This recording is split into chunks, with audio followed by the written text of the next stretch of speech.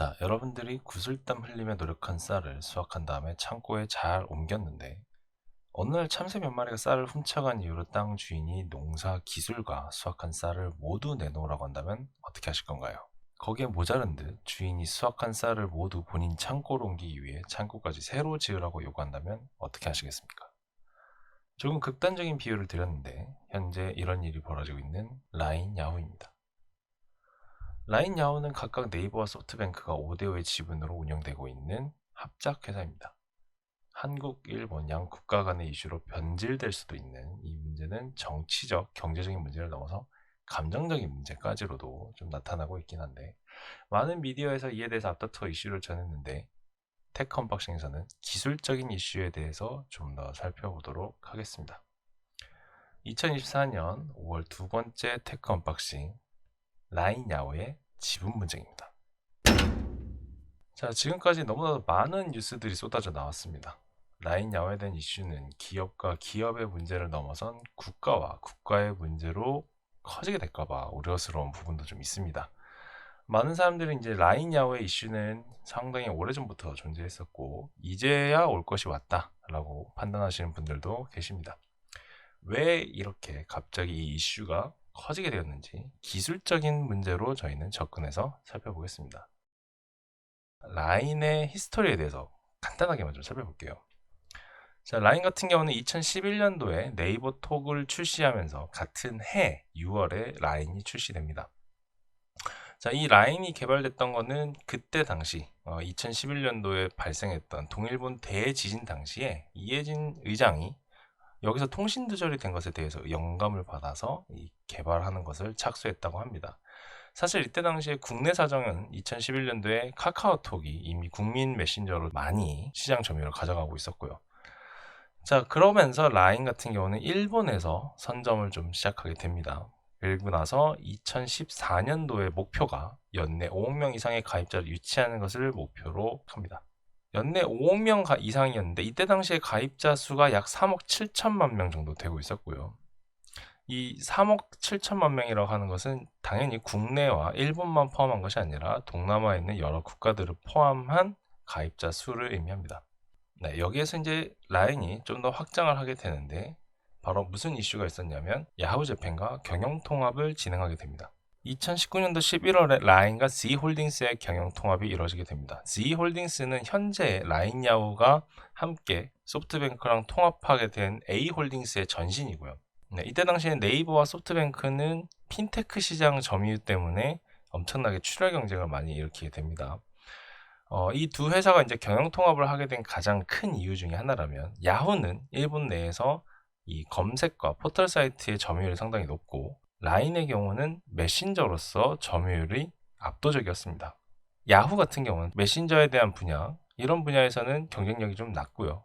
라인은 마찬가지로 검색과 포털에 대한 경쟁력이 낮다 보니까 두 기업이 간편 결제 서비스, 쉽게 말해 라인페이 그리고 페이페이 뭐 이런 것들에 대한 것과 이때 당시에 또 있었던 배달업계에 대한 부분 마찬가지로 1, 2위를 서로 인수했었기 때문에 출혈 경쟁이 계속 발생하다 보니까 이를 줄이고자 합병을 하게 됩니다. 자, 그리고 나서 계속해서 행보를 보면 2021년에 두 기업이 네이버와 소프트뱅크가 5대5의 지분을 가지고 이제 A홀딩스 산하로 들어가게 되고요. 이제 라인 야후가 발생하게 되는 기초가 된 거죠. 네이버와 소프트뱅크의 지분이 반반 나눠지고 23년 2월에 라인과 야후 그리고 Z홀딩스가 합병을 합니다. 이게 이제 완전 합병이 되는데 완전 합병이 되면서 라인 야후가 탄생하게 됩니다. 이렇게 라인 야후가 탄생하게 된 가장 큰 이유 중에 하나라면 경영통합 같은 경우는 각 사업자가 자기의 아이템을 가지고 계속해서 경쟁을 하고 있는 상황이었는데 완전 합병을 하게 되면 이제 하나로 모아서 진행을 하게 된다라는 거죠. 자, 그렇게 완전 합병이 이루어졌다라고 보시면 되겠고, 자, 여기까지는 상당히 좀 경영적인 부분이고 히스토리컬한 내용을 살펴봤습니다. 자, 그러면 기술적인 부분으로는 무슨 이슈가 있었는지 좀 살펴볼 텐데, 자, 지금 살펴봐야 되는 이유 중에 하나가 뭐냐면 일본 정부에서 왜 라인을 이렇게 자꾸 들쑤시는 행위를 하느냐라는 거였습니다. 자, 지금 보시면 이 2021년도 3월에 있었던 일본 언론에서 개인정보 보호에 대해서 상당히 부실하고 중국의 누출 우려 의혹이 제기되었다라는 겁니다.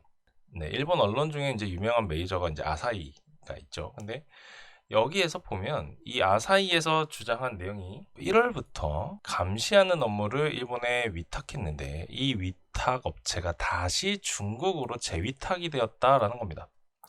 이게 재위탁이 된다라는 것은 결국 데이터가 2번 넘어가게 된다라는 거죠. 그러므로 여기에서 이제 이게 어떻게 사용되고 있는지를 알 수 없게 되어 있다. 그래서 누출 의혹이 발생합니다. 자, 그리고 마찬가지로 이 중국 법인에서 당연히 이 라인 이용자가 요청했을 때 일본 서버에 접근할 수 있게 된다라는 건데, 이렇다 보니까 이거를 관리할 수 있는 방법이 없다라는 게 바로 일본 언론에서 제기한 의혹이었고요. 자, 그리고 나서 또 한 가지 이슈가 발생했는데, 같은 해 6월에 이런 발표가 나옵니다. 자, 이거는 이제 발표된 내용입니다. 데이터 센터의 위치가 이제 은폐되었다라는 거였습니다. 일본 특별위원회라고 하는 게 일본 내에서 이 라인에 대한 감사 진행을 했습니다. 이때 당시에 이제 조지 시시도 도쿄대 법정대학원 교수와 그 다음에 가와구치 설계 대표인 가와구치 히로시라고 하는 두 분이 이제 발표를 했었습니다. 여기서 이제 전문가들을 구성됐던 건데 이 두 분이 이제 나와서 발표를 한 자료가 있습니다. 그래서 그분들이 뭐라고 얘기를 했냐면은 지금 라인이 가지고 있는 메인 데이터 센터는 현지에 구축되어 있다라고 했는데 여기에서 실제로 데이터들 여기 잘 보시면 이미지, 동영상, PDF와 같은 첨부 파일 관련 데이터라고 되어 있는데 사실 이때 당시에는 이 데이터들이 첨부 파일 데이터다라고 볼 수 있겠지만 저희가 봤을 때 특히 인공지능 입장에서 본다고 했을 때요. 너무 인공지능적인 기술로만 보겠지만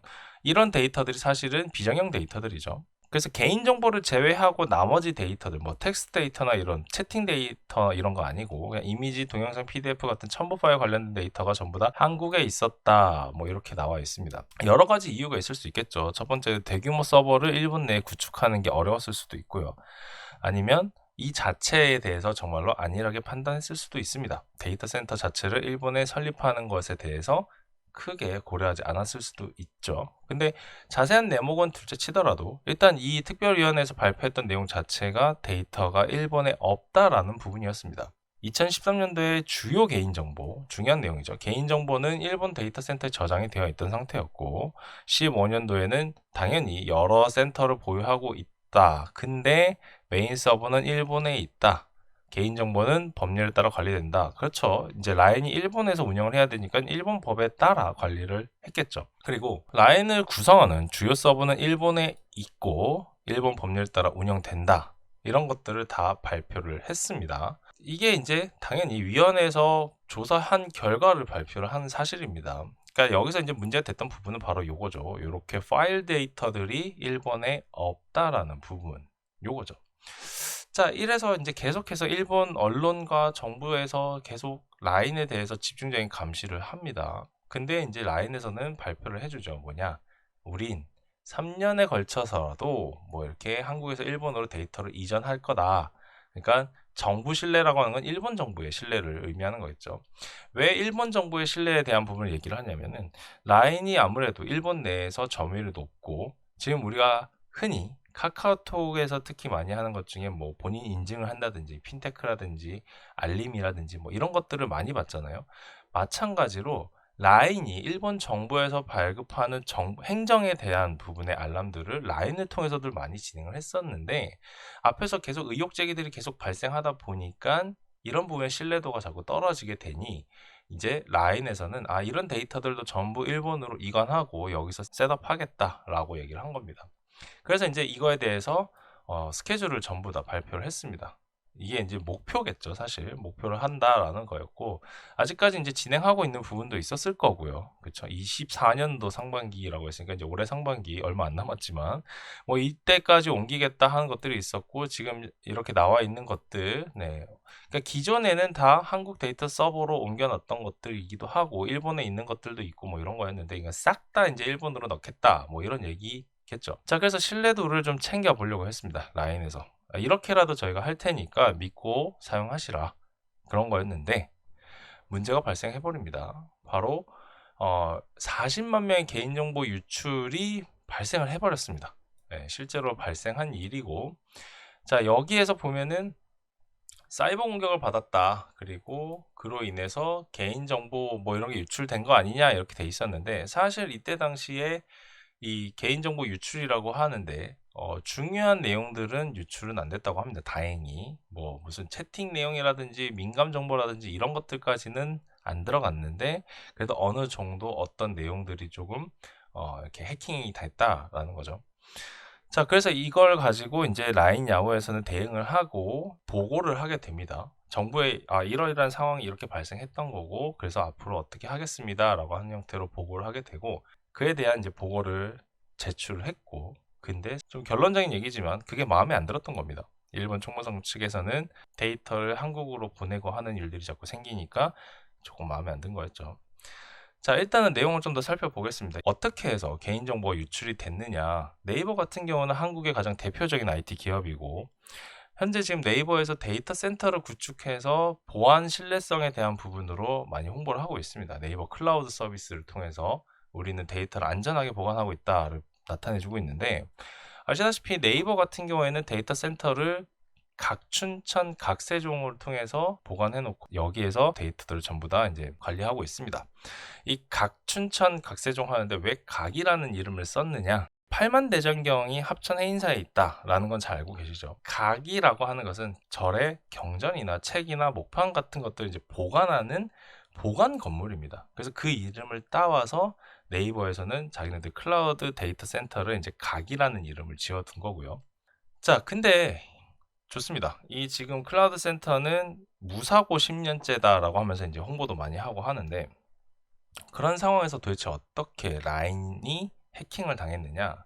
자, 이 과정이 크게 4단계에 걸쳐서 발생하게 됩니다. 첫 번째는 이 클라우드 협력사 PC에 악성 코드가 감염이 되고 자, 이제부터 거꾸로 타고 오기 시작하는 겁니다.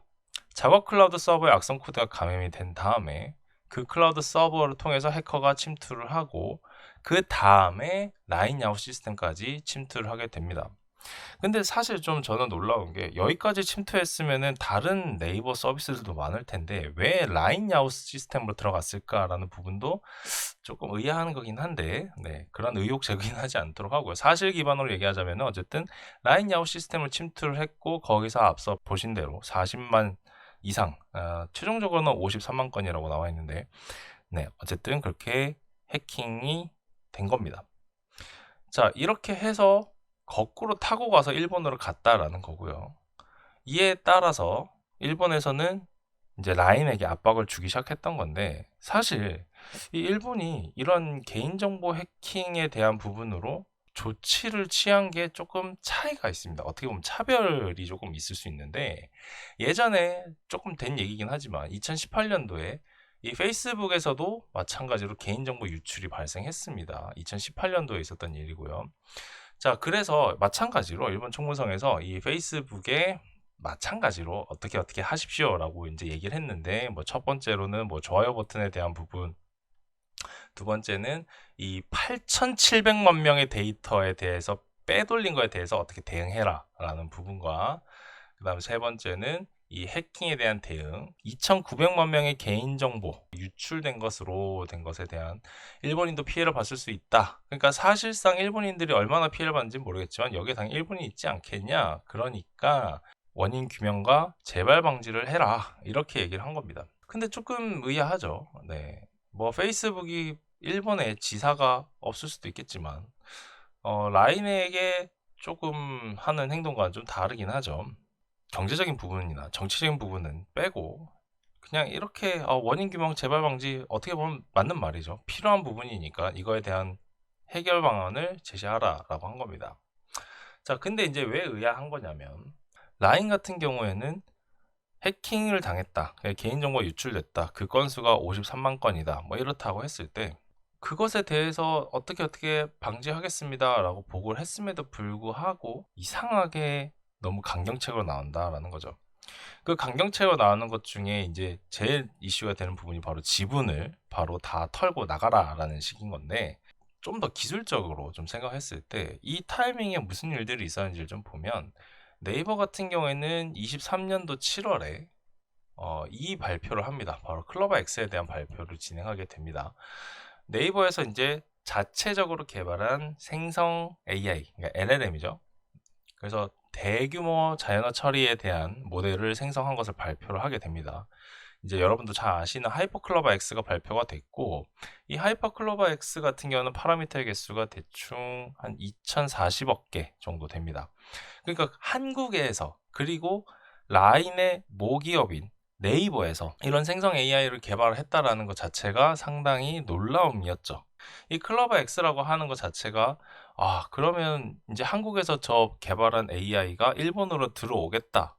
누구나 예측 가능한 상황이다 보니까 당연히 견제가 들어올 수밖에 없습니다. 일단 견제를 한다 치더라도 이 서비스가 어떤 방식으로 들어오게 되느냐? 바로 라인을 타고 들어오겠죠.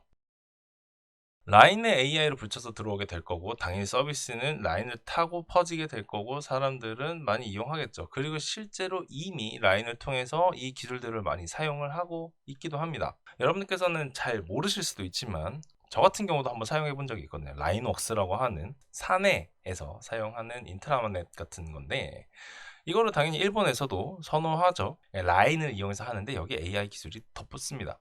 그리고 라인 자체에서도 이렇게 일본의 인공지능 사업을 선도한다라고 아예 홍보를 하고 있습니다. 지금 현재 라인 야후에서는 소프트뱅크의 지분도 있다 보니까 소프트뱅크 입장에서 생각해 봤을 때는 상당히 불편할 수도 있다라는 거죠. 자, 근데 이게 좀 그렇다는 거예요. 타이밍 자체가 왜 지금 타이밍에 이러는가? 물론 문제가 발생하면 그걸 가지고 물고 늘어지는 게 어떻게 보면 좀 당연한, 비즈니스에서는 당연한 걸 수도 있긴 한데, 자, 지금 타이밍에 이렇게 들어온 것도 좀 꿍꿍이가 있어 보인다라는 겁니다. 근데 공교롭게도 이런 이슈가 왜 발생했느냐? 자, 일본 정부에서 AI 개발을 위해서 소프트뱅크를 지원합니다. 물론 소프트뱅크만 지원한 건 아닙니다. 여기 자료에서 보신 것처럼 소프트뱅크뿐만 아니라 이 사쿠라 인터넷이라고 하는 기업, 그 외에 다양한 기업들의 전부 이 슈퍼컴퓨터 개발 보조금을 전부 지급을 해준다. 한 4천억 원 정도 되는 금액으로 이제 지원을 해주게 되는데, 뭐 토탈 금액이 아니라 소프트뱅크에만 그 정도로 지원을 한다라는 겁니다. 자, 이 소프트뱅크 하면 당연히 떠오르는 인물이 한 분 계시죠. 바로 이제 손정희, 손마사요시 회장이고요. 네, 이름 자체는 정의 그 자체이신 그분인데, 이분이 이제 한국에 오셔서 대통령 앞에서도 이제 이 얘기를 했었죠. 미래 시대는 이제 AI의 시대가 올 것이다. AI가 가장 중요하다. AI만 기억하십시오 하면서 AI 이렇게 얘기를 했습니다. 상당히 해안이 대단하신 분이죠. 그렇죠? AI 시대가 진짜로 도래했고, 그래서 지금 세상 자체가 좀 뒤집힌 느낌도 좀 있습니다. 점점점 뒤집혀 가려고 하는 느낌이 있는데, 정작 소프트뱅크가 개발한 AI가 없다라는 부분이 제일 문제이긴 합니다. 소프트뱅크 입장에서는 그렇다라는 거죠. 한국에서 AI를 그렇게 주구장창 외치셔서 한국에서 AI를 개발했더니, 그리고 그거를 기술적으로 이제 사용을 하려고 하다 보니까 소프트뱅크 입장에서는 좀 불편하고, 근데 이 타이밍에 또 무슨 일이 벌어지냐면, 라인 야후에서 네이버 패싱, 뭐 구글과 AI 검색 손 잡았다, 이거는 사실 국내 언론, 한국 언론이다 보니까 뭐 이런 워딩이 조금 과격하게 보일 수도 있긴 합니다. 그렇긴 한데, 이미 애초부터 소프트뱅크는 구글 말고도 오픈 AI나 AWS AI를 계속 활용하고 있었다라는 겁니다. 상당히 웃긴 건 뭐냐면 라인 야후잖아요. 그러니까 라인과 야후의 지분이 5대 5였던 상황에서 기술적인 지원을 라인에게 받지 않았다. 혹은 우리가 이런 거 개발하는 게 좋을 것 같으니까 이런 걸 좀 만들어 보자라고 하는 어떤 이 긴밀한 협력이라는 부분이 없었다라는 게 상당히 의아한 부분이었던 거죠. 경영 통합을 이어서 완전 합병까지 했는데, 그럼에도 불구하고 긴밀한 협력이 없었다. 어떤 기술적인 견제는 계속해서 있었다라고 판단해 볼 수 있는 입장이지 않을까 싶습니다. 자, 뭐 여기 네이버 패싱이라는 걸 떠난다 하더라도 일단 구글과 AI 검색을 손잡았다. 즉 기술 제휴 자체를 구글과 했다라는 거니까 결국에는 네이버의 이 기술적인 부분을 어느 정도 좀 배제하려고 하는 움직임은 계속 갖고 있었다라는 거죠. 지분을 떠나서 기술적인 부분을 봤을 때도 그랬다라는 겁니다. 자, 그런데 여기에 또 공교롭게도 이 타이밍에 사실 이거보다 조금 더 전입니다. 지금 앞에서 보셨던 구글과 검색 손잡은 거 이전에 사실 무슨 일이 있었냐면 바로 오픈 AI의 아시아 첫 사무소가 일본으로 갑니다. 게다가 그냥 사무소만 여는 게 아니라 일본 도쿄 사무소를 설립하면서 여기에 일본 맞춤형 GPT-4 모델까지 같이 출시를 해버립니다.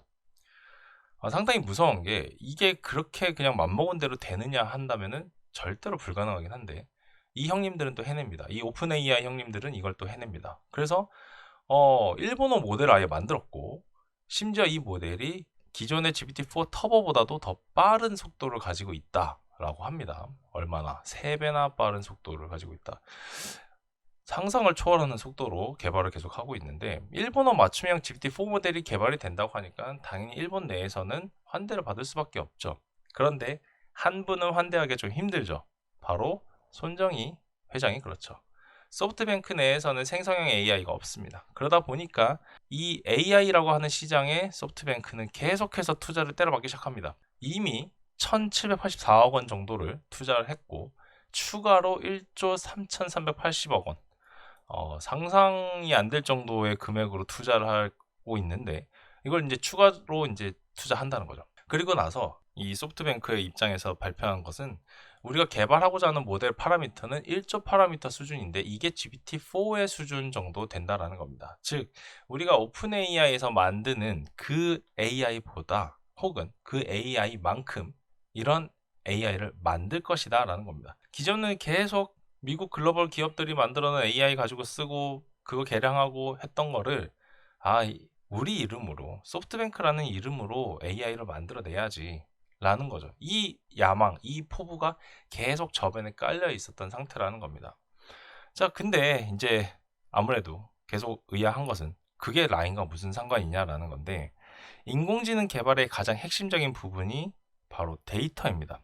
근데 이 데이터에 대한 자유도가 소프트뱅크에는 사실 없었던 거죠. 앞서서 봤던 것처럼 이 지분 나눔에 있어서 소프트뱅크가 가져간 부분이 경영 쪽을 좀 맡았었고 기술적인 부분이 라인에서 가져갔던 거였는데 이 기술적인 부분에 대해서는 당연히 협력이 없었다라는 것은 그만큼 소프트뱅크랑 같이 한 것도 없었고 개발도 없었고 뭐 당연한 얘기지만 기술 이전은 더더욱 없었겠죠. 그리고 데이터 이관 자체가 일본 내부에 뭐 데이터를 가지고 있다 하지만 전부 다 한국으로 보내고 있으니까 그것에 대해서 핸들링 할 수 있는 부분이 없었던 거죠. 자, 그래서 조금 정리를 해보자면 이렇게 됩니다. 네이버 같은 경우는 AI를 개발했다. 이미 발표도 했고. 그래서 네이버는 자기네들 AI도 가지고 있고 그걸 이제 일본 시장에 가져와서 자기네들 기술을 쫙 깔아가려고 하는데 그러면 소프트뱅크 입장에서는 우리는 없는데 이거를 뺏기고 있어야 되는가 눈 뜨고 코 베인다 뭐 딱 이런 상황인 거죠. 자, 그래서 이제 손정희 회장은 계속해서 AI를 주구장창 외우게 될 겁니다. 그리고 라인을 견제할 수밖에 없을 거라는 생각이 듭니다. 제가 정치적이나 뭐 경제적인 견해에 대해서는 그렇게 전문가적으로 혹은 뭐 다각도로 분석을 못할 건 아니지만 그 부분에 있어서 배제한다 치더라도 기술적인 부분으로만 봤을 때도 소프트뱅크가 라인에 가지고 있는 이 심기 불편함은 어쩔 수 없을 것이다 라는 부분입니다. 자, 그래서 이제 향후 전망으로 생각한다고 하면 소프트뱅크가 라인의 지분을 전부 가져올 수는 없겠죠. 아까 말씀드린 대로 뭐 금액적인 규모도 만만치 않고 기술적으로도 모든 걸 이관한다라고 하는 게 그렇게 단기간에 가능한 것은 아닙니다. 어느 정도 협의가 필요할 거로 예상이 되고요. 네이버 입장에서도 어느 정도 협의를 할 여지가 있다라는 발표도 났었고 국가적인 차원에서도 이제 우리나라 정부, 한국 정부에서도 국가적인 차원에서도 어떻게든 도와줄 뭐 용의가 있다 이렇게 발표도 나왔습니다. 당연히 한국 시민으로서는 이 라인이 뺏긴다라는 거는 조금 받아들이기 힘들 것 같긴 하고요.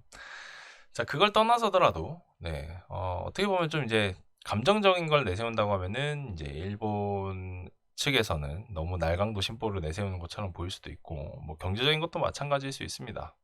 이미 잘 키워놓은 라인 이제 낼름 받아먹고서 동아시아, 동남아시아 점유율 가지고 있는 거 후루룩 짭짭하려고 하는 이 작태가 조금 마음에 안 들 수 있긴 한데 기술적으로 봤을 때는 역시 결국에는 인공지능적인 부분이 어느 정도 영향을 미치지 않았나. 그래서 소프트뱅크가 자기네들의 기술이 개발되기 전까지는 계속해서 라인에 대한 견제가 발생하지 않을까 그렇게 예상이 됩니다. 오픈 AI가 일본에 들어온 것 자체가 소프트뱅크 입장으로서는 좋으면서도 싫을 수밖에 없겠죠. 아무래도 손정희 회장은 소프트뱅크는 오픈 AI에 투자도 했으니까요.